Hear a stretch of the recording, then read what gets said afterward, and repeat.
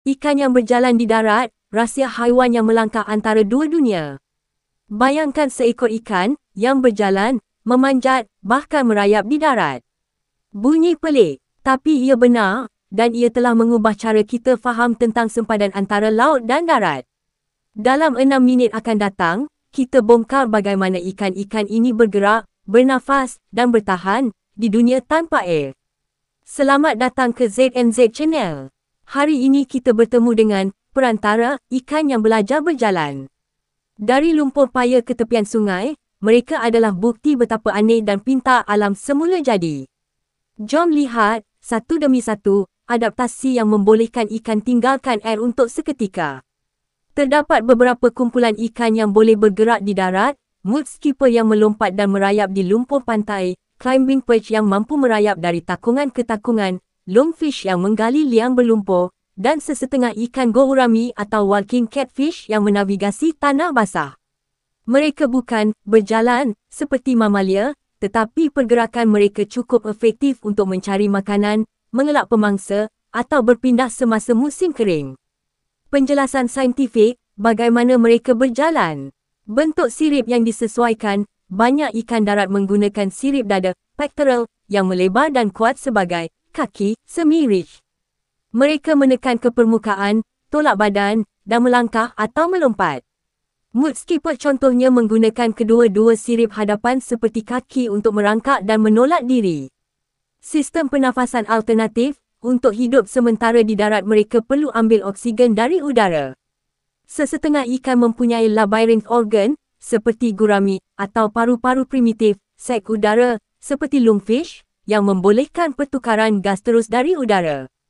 Lain pula mengekalkan kelembapan pada kulit dan rongga mulut untuk pertukaran oksigen. Kulit dan tingkah laku menjaga kelembapan, mereka mencari tempat lembap, membuat liang berlumpur, atau kembali ke air bila perlu.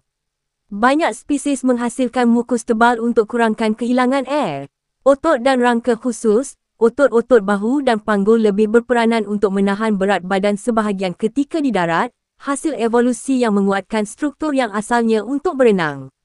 Bukan sekadar langkah pendek, sesetengah mudskipper boleh lompat hingga beberapa kali panjang tubuhnya untuk melintas halangan. Mampu memanjat, climbing perch pernah dilaporkan merayap menaiki dinding batu atau akar untuk berpindah ke kolam baru. Alat pernafasan berganda, beberapa spesies kombinasikan insang dan organ udara, mereka masih memerlukan kelembapan, bukan hanya udara kering. Bertahan ketika kering, lungfish boleh bertahan berbulan dalam liang berlumpur dengan menurunkan metabolisme, hampir seperti tidur semasa musim kering.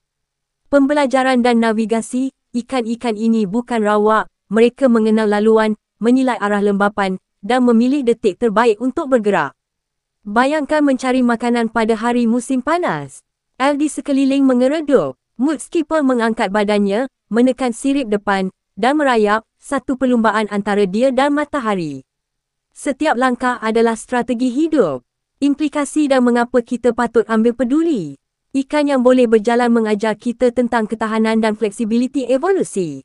Mereka menunjukkan bagaimana spesies boleh menyesuaikan diri terhadap perubahan habitat, pelajaran penting ketika habitat berubah kerana aktiviti manusia dan iklim.